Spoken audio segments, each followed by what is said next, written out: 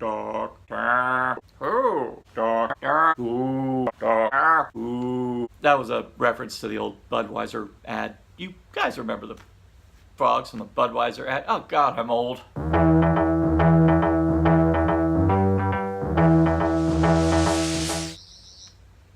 It Takes You Away, episode 9. And this one's written by another guest writer, Ed Heim. What is it with you guest writers and your weird-ass names? This one starts off very traditionally. Actually kind of remind me a bit of A Quiet Place to a small extent. But this one takes place in Norway, in the now. And it seems like it's going to be a typical confined to one location with a looming threat surrounding it. It thinks, to this episode's credit, it starts off deceiving you into thinking it's going to be one thing, and through very simple plot devices ends up snowballing into something drastically different. And depending on your palate for Doctor Who, this episode could be just this mad delight, but then alternatively it could just be an absolute mess. And you know what? Wherever your feelings fall, I'm not going to take away from that. I'm not going to argue with it, because it's one of these ones where it's very experimental.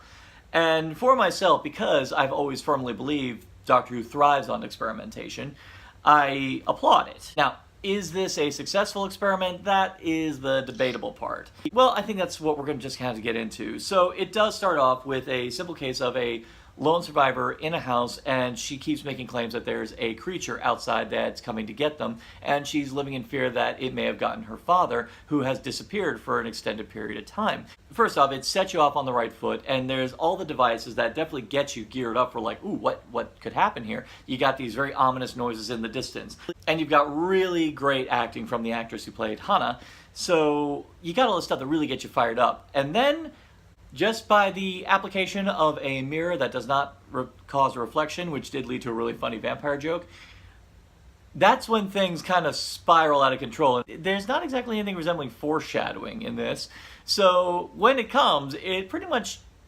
clobbers you with it. And depending on if you're ready for it, and if you know Doctor Who, and you know its penchant for sometimes pulling something absolutely mad out of left field, it makes it more fun for you, or sometimes, again, it all comes down to how you take certain story elements. Well, it ends up leading into something called the anti-zone, which is, as described, a sort of buffer zone between dimensions. Think of it as sort of like a washer between the screw and the wood, something that kind of helps protect it from damaging one or the other. So that's, or even like maybe a bit of rubber in between two pieces of metal. If there is a tear in said dimension, well, things might fall through, whether it be very large flesh-eating moths, or even just the random brigand who is, in this case, a character named Ribbons, who kind of looks like the judge from Buffy the Vampire Slayer. Google it. Had a tryst with Freddy Krueger. That's kind of how he looked like. And even had a little touch of Hondo from Star Wars. Visually, he's an interesting character. Performance-wise, really does a good job. Makeup is exceptional. For the point he is in, he is something of a threat. So credit where it's due there. And I will say, when they don't overuse him, but the problem, it's debatable as to whether or not he's used enough, or even if there was really any purpose to him in the story that he needed to be used at all. So it's one of those things where, it's one of those kind of extra elements where you're delighted to have him, but funny enough, he's kind of like, in a way, of the same reason why I'm not particularly fond of Honey Rider and Doctor No, where she, anything she achieves in the story can pretty much be, that Bond can pretty much do on his own.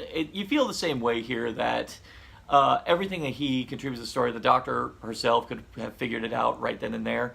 So you kind of get the vibe that he might be redundant. I think he's just one of those things that he's just fun to have, and maybe a little something to add an extra nudge of threat to the story. So again, that's a pick your poison type deal. And unfortunately, I think throughout the span of the story, that's a lot of what you're going to get. You're going to get a lot of stuff that when you're confronted with it, you're just going to have to take it on your own terms. And for myself, the stuff they were throwing at me was interesting. At the same time, though, it's stuff that you go like, is this episode kind of meant to be filler, or is it just you felt the need to experiment? The ideas are not bad. In fact, some of them segue into some very emotional spots.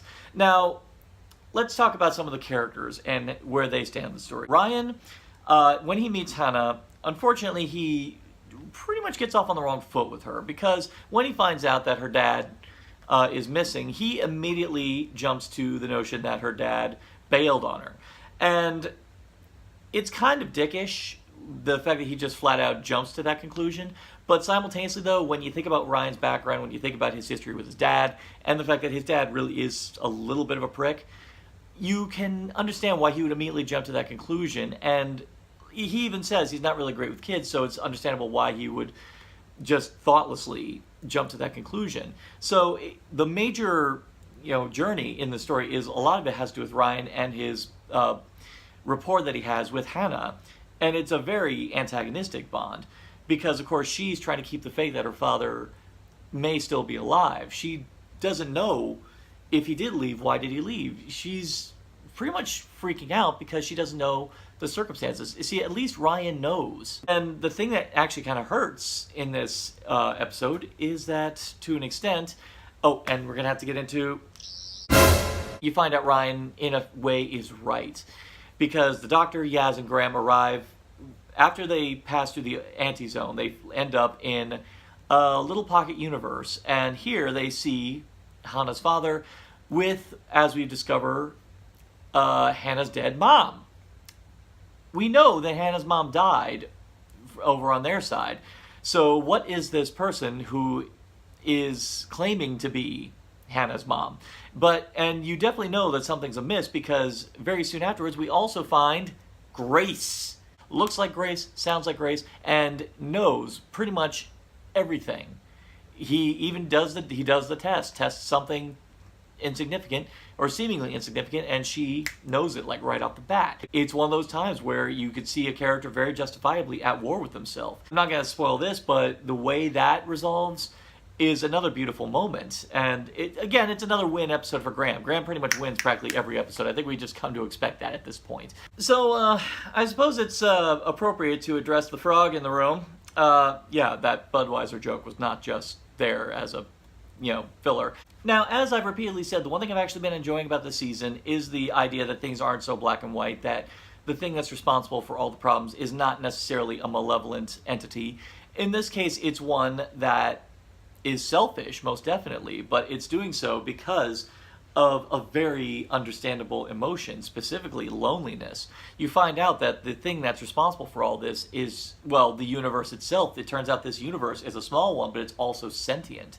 And it is lonely, and it is doing whatever it can to have some semblance of companionship. But unfortunately, and the one thing I gotta say I did like about this, it actually brings back some ideas laid down in The Three Doctors and Arc of Infinity, the idea of certain universes being incompatible with each other, and if these elements are introduced to each other, very much right out of the bat, things could start to collapse. And I really dug that they got into that. And I did like that it added a nice race against time scenario. The idea that we can't stay here. The more of us in here, it's going to cause things to collapse. And I really liked the psychological angle of how to get these people out of here. There was nice layers to this menace. It was nice to see that the real antagonist here was just the crushing boredom of eternity, as the Sixth Doctor said. And actually, that's something that does come into head with the Doctor, with this entity, where the Doctor's willing to serve herself up to just be this companion to this entity, which comes in the form of a frog. A frog. The idea of confronting someone with a seemingly benign image did not work in contact. It has never worked. So, can we do something a bit more epic, please? Because it could have been potentially great, the idea that the Doctor was willing to serve herself up to be the constant companion to this lonely universe. And it seems totally right when you take into consideration that the Doctor, in lieu of all of the companions he and she has had over the years, is always destined to pretty much walk alone. And it would have been beautiful and poetic, the idea that she's found someone who is exactly like her. And if it weren't a damn frog... For myself, I just couldn't help but look at it and just wonder how many quarters it would take for me to get that thing across the road. Oh yeah, I made a Frogger joke. I'm owning my age. So in conclusion, it takes you away it's definitely one of the more experimental episodes this season. It's going to be that one where audiences are just going to take it as it comes. It's definitely not the one that I'm going to watch frequently from this season, but it's definitely one that when I do my binge, I'm not going to be like, oh, God, I got to watch that one. So we're jumping into the quote-unquote finale of the season when really, honestly, I'm just going to say the New Year's episode's the season finale because we only got to wait a couple of weeks. Oh. So how did you feel about this episode? Did the frog put you off? I understand. Leave it all in the comments below. And for more addictive content and Narcotic Casserole, like, share, subscribe, click. Thou shalt be served.